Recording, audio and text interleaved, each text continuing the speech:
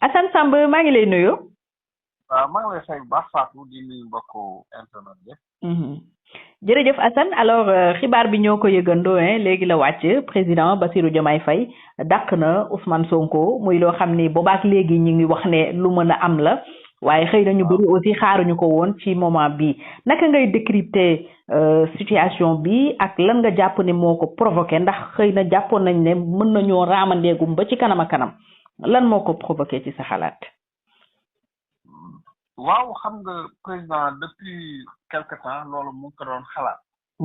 man dama waxoon ni ñaari question moo ko tarodé. maanaam moo nekk ci bopp bi. te loolu ci la bokk.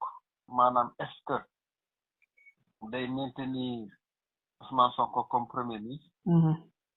te beneen question bi mooy est-ce que day rester ci Pastef wala déet. wala day créer parti. ñaari question yooyu depuis des semaines mu ngi ciy xalaat. mais yokk naa ci beneen fi mu nekk nii ñetti question mooy est-ce que day garder le poste de premier ministre. parce que mën na limoger Sonko comme ni mu ko defee. ba pare éliminer le poste de premier ministre mais su ko doon def xëy na danaan premier ministre amatul Sénégal. te boobaa day def réforme constitutionnelle. ok donc su ko daxee nii certainement dans les heures qui viennent. mën na jàpp ni mën na nommer un nouveau premier ministre. li nga xamante ni moo ko accéléré maintenant mooy sorti Sonko bi démb à l'Assemblée. parce que Sonko ñun xam nañ ni mu comporté woo temps yi passé yëpp moom takkoon nay bagage am d'ailleurs waxoon naa ko. takki bagage am mënu weesu nga ne da ngay def bilan. bi mu neree def bilan Pastef avant meetingu Mbour bi laa comprendre ni takkoon na bagage am.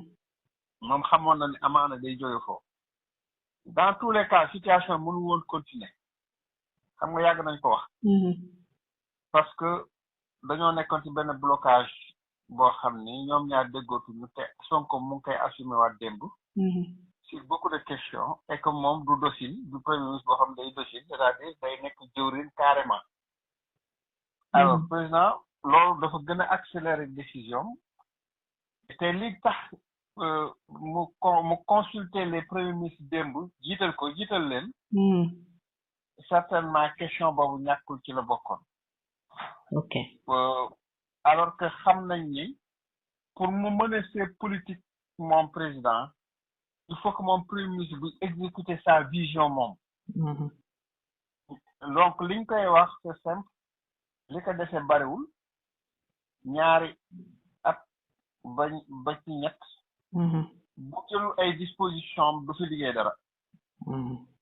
te premier ministre ni ñuy attaqué l'Occident noonu xam nga dafa tànn l'Occident attaqué leen. waxul asiatique yi wax mu attaqué bu continuer noonu l'Occident day gën a fermer les portes. waaw. en fait dafa mel ni kuy saboté daal maanaam pas saboté directement mais maanaam kuy xëpp suuf ci cere ji. waaw ñu bari noonu lañ ko gisee sax sabotage. voilà parce que tant que yaa ngi attaqué l'Occident ouvertement. l'Occident ñi ngay attaqué ñoom dañuy braqué wu. léegi bu ñu braqué woo mooy FMI day braqué wu parce que ñoom ñoo nekk ci conseil d'administration pratiquement. en même temps donc investisseurs yi dañuy braqué wu le club de Paris yooyu yëpp dafa am xaalis. léegi nag président xam na ne il faut mu décanter yooyu yëpp décanter FMI décanter club de Paris indi xaalis te après ce moment jubóowaat ak Occident. te pour mu jubóo Occident l'obstacle c'est l'autre là c'est Ousmane Sonko. parce que tant que mu ngi fii ça ne marchera pas. maintenant les conséquences directes c'est quoi les conséquences directes mooy l'Assemblée day radicaliser wu. l'Assemblée day radicaliser wu. waxaat nañ ko tey d'ailleurs. waaw waxaat nañ ko ban attitude la assemblée boobu di am. du radicaliser wu. par rapport au vote de loi est-ce que dañuy rester républicain assemblée du peuple wala est-ce que dañuy rester une assemblée de Pastef loolu aussi c'est une question. boobaa est-ce que dañuy nangu président di am beneen premier ministre sans que ñu voter motion de censure pour daaneel ko wala déet ça c'est des questions. Diomaye à la longue est-ce que le supprimer poste premier ministre pour mën a moom gérer boppam comme ni mu doon def tournée yooyu moom mooy gérer boppam certainement ak les ministres. Est-ce que tamit du jël option boobu parce que man loolu depuis quelques jours tamit maa ngi xalaat ci loolu. maa ngi naan sama troisième degré analyse la. Est-ce que bëggul supprimer le poste en soi. parce que concertation bi mu ko defee sentiroon naa ni question yooyu moo ko ci gënoon intéressé moom personnellement. ok mooy question poste premier ministre bi ak question restée dans le passé. léegi nag il se peut que comme courageusement jël na ay dispositions parce que jël na ay responsabilités. léegi il se peut que courageusement également jël responsabilité génn passé. ok parce que loolu mooy deuxième palier bi. waaw parce que xam nga boo xasee ruux gaynde rek bu tegg sa loxo. demal ba sët. demal ba sët boo jëlee ses responsabilités da ngay dem jusqu'au bout autrement dit. léegi y a pas de demi-mesure. tu imagines le premier ministre yow mënatoo rester possible di wax foofu dara. parce que ñoom dañuy dem congrès le 7. le 6 waaw léegi avant def nga lii léegi ñoom dootuñu la supporter. di ngeen def seen sortie di ngeen def seen réunion politique peut-être si guddi peut-être demain. di ngeen def conférence de presse. peut-être ñu wax auto-exclusion sax li ñu doon ragal a wax noonu. que Diomaye c'est auto-exclu. waaw fa lañ jëm. autrement dit président mën na nekk léegi dans les dispositions de créer son parti politique. parce que divorce bi ak acté na. ak léegi la cohabitation est devenue institutionnelle. waaw parce que du demaat Pastef di fa jëlee ab premier ministre. waaw. waaw soit il supprime le poste te la ay réforme constitutionnelle la laaj toilettage de la constitution raxas article yi fii defaraat. soit mu nommer un autre premier ministre bu boobaa en assemblée nationale dañuy braqué wu. donc cohabitation elle est devenue corsée maanaam cohabitation bu dëgër la léegi bu ouverte la bu institutionnelle la. et évidemment conséquence une situation de crise boo xam ne mu ngi perdurer depuis longtemps. léegi nag troisième truc que Fatou il faut pas que ñu verser dans la violence. surtout. waaw nañu éviter le scénario de 2021-2020 parce que ce que le Pastef sait faire.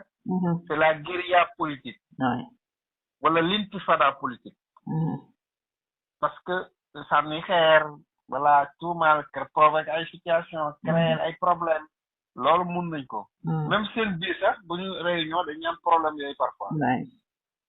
donc il faut pas que réew mi di am ay problème mu incident ay problème mu violence. dugg dans l'instabilité. voilà parce que en réalité am na dans le Pastef des radicaux. ay des gens qui sont très très radicalistes yoo xam ni voilà quoi dañu xaw a fanatique. donc loolu aussi crainte la bu may craindre. ñu verser dans ces genres de scénario parce que ñu ngi wax Ndiaga Seck ak yooyu mais buy naree inquiéter le citoyen maintenant l'ex-premier ministre Ousmane Sonko. il est évident que ñoom nit ñi dañuy di gis la main de Diomaye derrière. donc ñun daal jàmm rek lañ bëgg fekk parce que vraiment bu ñu dimbali woon seen politique yooyu dina baax. mais comme dimbaliwul ni ñu ngi ci. dañu fexe quand même bu ñuy dugal ci violence. d'autant plus que les Jeux olympiques se préparent. te beneen problème bi nar a am et là je vais le dire mooy Abass Fall risque gros. parce que Abass ci ñuy radicaliser wu lay bokk te son poste de maire de Dakar là. ça va déranger le président par rapport aux Jeux olympiques. ah bon lan ngay xalaat ci Abass Fall. loolu xam nga dem moom soo ko muy doon wax délégation spéciale. waaw. donc il a eu des échos. parce que Abass moo gën a radical fii. mais léegi nag comme dafa radical te Jeux olympiques yaa ngi ñëw. te il faut bien travailler avec le gouvernement. moom aussi je crains pour son poste. ok xaw ma nag dans quelle proportion ak yan astuce de gars yi teg mais Diomaye a peaufiné son plan parce que lii du tey la. waaw tey résultat bi moo feeñ. waaw mais depuis semaine des mois ñu ngi ciy liggéey. waaw ñu ngi liggéey si autonomie politique am ñu ngi liggéey si autonomie gouvernement bi pour mu désonkoriser parce que en fait wax na ni parti bi lépp dafa concentré ci Ousmane Sonko mais jour boobu li mu waxul mooy gouvernement bi lépp dafa concentré ci Ousmane Sonko loolu la waxul ok mais voilà léegi nag dafa bëgg a désonkoriser le gouvernement aussi voilà processus la c'est-à-dire que lii acte la boo xam ni hésité na ba à la fin mujj na ko def parce que mënul continuer mag ñi mu consulter dañ ko daan scénario bi mënul continuer te yow yaay bilan yow la ñuy laaj bilan ëllëg si du moom lañ koy laaj te moom itam mu ngi défier sa autorité nëbbu ko il a réitéré démb bi mu ñëwee assemblée il a défié son autorité encore tey jii la woon kay sax bon man lu tax ma naan démb sax waaye tey la lu ma dal man pour man démb la de tey la donc Assane mun nañu jàpp ne consultation yooyu mu def bokk na ci li déterminant wala li accélérer en tout cas la décision de se séparer de Ousmane Sonko si boo fàttalu ko wax naa la ni li ub boppam ñaari point yi ub boppam benn bi mooy est-ce que day garder Ousmane Sonko deuxièmement est-ce que day des Pastef moom ñaari point yooyu mu ubboon bopp bi ok il fallait que mu consulter ay mag boo gisee mu changé format dialogue bi loolu la waaw il fallait moom consulter ay mag te liñ ko wax dëggal na li mu xalaatoon parce que lu mënul continuer dañ koy dindi c'est-à-dire mënul leen jiixi jaaxa nekk ci diggante bi soit ngeen ànd liggéey mënu leen ko ngeen xajjlu ko voilà ñoom nag ànduñu xajjlu ko wuñu mënul ne ànduñu xajjlu ko Sonko aussi fonds politique yooyu muy wax lu taxoon mu gën a bëgg a toog primature si la bokk budget de guerre la di budget de guerre politique la di fonds politique yi muy wax noonu budget de guerre la parce que c'est son armée de conseiller là xam naa foofu la leen doon faye loolu lépp kii la bataille politique la voilà donc ku si nekk yaa ngi doon say approche léegi nag bu Sonko demee ba am information yi xam ni moom dañ ko fay jëlee ci la wax bilan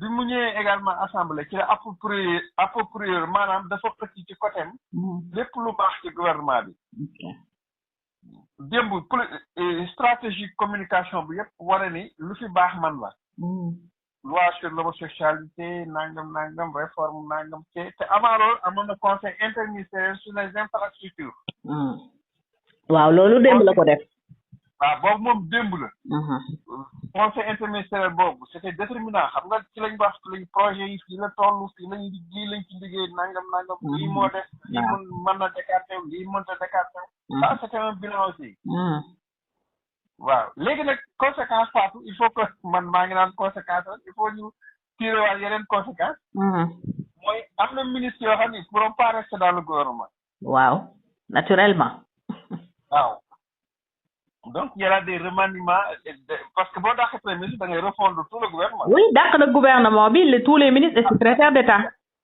jeex na léegi tu reprends 3-0 bien sûr on attend la formation d'un nouveau gouvernement c'est ça waaw le 3-0 parce que am na gouvernement yoo xam ne am na ministre yoo xam ne par exemple faut pas rester lu ñu mën a rester foofu parce que moom day fi nekk nii day désonkoriser après nag bu demee ba si biir mu dépastifier ok mais bu si nekk processus bi désonkoriser mooy képp koo xam ne da nga dem nekk Baye Fallou Sonko doo mën a rester si wetam bu demee ba nga xam ne war na créer parti wala lu niroog loola képp koo xam ne tamit Pastef nga boo wetul dootoo mën a nekk ci instance lu dul ñi mënta mën a dàq parce que am na ñu mel ne député yi mënu leen dàq maire yi mënu leen dàq mais comme ci mën a dàq keneen soo xam ne yow da nga radical rek te mënu laa xëcc ci wetam boo wetul dina la fa jële dina la dàq waaw léegi nag ñii tamit dañ daal di profité nag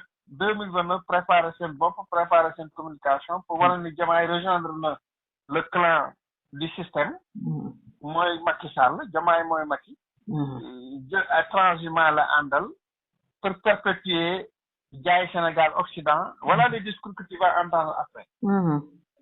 Il a trahi le projet nangam nangam donc yooyu ci loolu la ñuy dugal actuellement nii. waaw. Ousmane Sonko en réaction dafa ne alhamdulilah je vais dormir à Cité Keur Gorgui le cœur léger. waaw loolu la mën a wax. loolu la mën a wax. est-ce que dàq bi daf ko bett bon peut-être amoon ay écho mais est-ce que c'est attendu aujourd'hui wala pour yow dara bettu ko ci. aujourd'hui non. certainement. waaw parce que Diomaye aussi certainement dit juste sur l'effet de surprise. ok maanaam peut-être que soo ko xalaatlu woon kon doon na ko junj démb. da nga moom lu nekk ci moom di nga ko xam. waaw wala tey sax. waaw man de sax mooy. xalaat assemblée tey waaw. tey ci suba la. c'est vrai. donc bu fekkoon kii na kon tey dina ko wax. ci suba. xam nga le même jour la. su fekkoon loolu moom kii la comment dirais-je. xamoon na ko noonu. xamee ko woon noonu waaye xamoon na ni dina am. waaye nag xamul woon tey la. ok. du coup y a l'effet de surprise. nga xam ne Diomaye def na ko. léegi nag moom il va réfléchir. parce que dormir la wax mais déedéet nelaw yi jeex na. tey du nelaw. nelaw yi jeex na Fatou. su ne day gën a jóg. bien sûr son avenir politique est en jeu. parce que xam nga li gën a metti yi xamoo lan moo gën a metti ci affaire bi. mu xeex bi préparer ko defar ko ba mu jekk mu jox ko nit koo ko dàqaka. waaw. c'est loolu rek. waaw dafa metti. tu penses qu'il va dormir. du nelaw de. du nelaw parce que ñoom lay jàpp ne léegi man maa moom sama projet loolu la waxoon gardien de la révolution. te loolu la nee na mooy garde révolution. léegi ñu dàq ko ci révolution bi. léegi nag nga ni damay nelaw du nelaw de. il va se concerter nii avec ses conseillers boo matul di est-ce que duñ fanaanee réunion. ok. nekk ci ay stratégie xool nañ lañuy tege nan la assemblée di taxawee nan la ñuy taxawee ñoom. lan la ñuy wax nit ñi nan la ñuy doxale désormais yooyu yëpp dañ koy defar. yooyu c'est des liggéey bi mu ngi door a commencé ci ñoom. nelawuñu de nelawuñu. parce que c'est une situation très difficile ci moom. oui on imagine. ah oui parce que ku ne da ngay xool sa bopp aussi. dëgg la. da nga koy xool sa bopp. parce que yaa ngi fàttali le cas de la Mauritanie là. Aziz. ak Voisin. c'est la même chose RDC en Tshisekedi ak Kabila. léegi Kabila est condamné à mort par contumace. Aziz mu ngi prison. te ñooñu ñëpp seeni bras droit ñoom lañ fexe ba ñu falu. ba mu falu mu def leen noonu. léegi tu crois que fii parce que Pastef bu réfléchir dina xam ni Sonko risque pourrait avoir des problèmes de poursuite judiciaire. parce que bul fàtte benn affaire rek lay rappeler. l'affaire Adji Sarr la. xam nga condamnation bi dafa sote. waaw. par contumace bi ni ñu ko condamné xam nga dafa sote. mais le procès mën nañ ko organiser à tout moment. dañ ko waroon reprendre waaw. voilà. un exemple parmi d'autres. un exemple parmi d'autres. donc yooyu moo tax ma ni voilà je crois que man su ma doon ñoom man du ma nelaw. waaw nelaw ci circonstances yi moom du yomb. c'est une façon de parler peut-être oui pour dire que rek voilà. mais nelaw moom. xam nga stratégie la loolu dañ koy teg ci loxo nit ñi. waaw parce que Sun Fu nee na. dans l'art de la guerre. soo préparé xeex da nga naan maa ngi nelaw. waaw. sooy nelaw da nga naan maa ngi attaqué. waaw. signalé gauche jàdd droite. waaw maanaam li ngay def waxal le contraire. le contraire ok. waaw fi mu ne nii day doon l'impression nelaw. mais du fii fan yi yëpp dafay réunion. ak ay stratégie du nelaw waaw. te décidé na ñoom il faut ñu wax. day réagir la parce que va réagir. mais en attendant ñoom dinañ peaufiner ay stratégie ba xool ban attitude désormais la ñuy am. waaw loolu c'est tout un travail qu'il faut faire. parce que du affaire yu tuune. donc c'est une situation très délicate. très très très délicate. te ça se sentait parce que man bu démb am na collaborateur am yoo xam ne démb mënuma fexe ba jot leen. waaw démb rek laa xam nga moo tax ma naan démb. ok te rencontre Sonko bi tey la man sax démb laa ko doon si kii mais démb déjà y avait des mouvements autour de lui. ok waaw mouvement yi gars yi ñu ngi doon xam naa sentir na wala amoon na lu ñu xamoon. amoon na lu ñu xamoon waaw. jërëjëf Assane kon ñu xaar xam naa fi suba dinañu ci gën a xam lu leer. waaw baax na bu gënee leer. incha allah yéeme na daal pour Sénégal parce que ñun wax dëgg yàlla saa bu ñu doon préparé tabaski comme nii. waaw. suñu yëpp ci ay xar lay nekk ay monsieur yooyu. waaye ren daal moom tàng na lool saf na politique lool. waaye ren daal saf na politique lool. doy na waar. mais c'est très dommage nag pour Sonko wax dëgg yàlla ak investissement bi yëpp ci projet bi. comme mu mujj foofu aussi neexul nag neexul. mais situation la boo xam ne mënu woon continuer. mënu woon continuer. waaw dualité bi nekkoon dafa métti woon ci Sénégal. dualité yooyu du dem fenn maanaam état bi mooy nërmeelu. comme li ñu dal nii nga xam ni demul dikkul. ba pare doo lekk voilà dara doxul voilà quoi. waaw léegi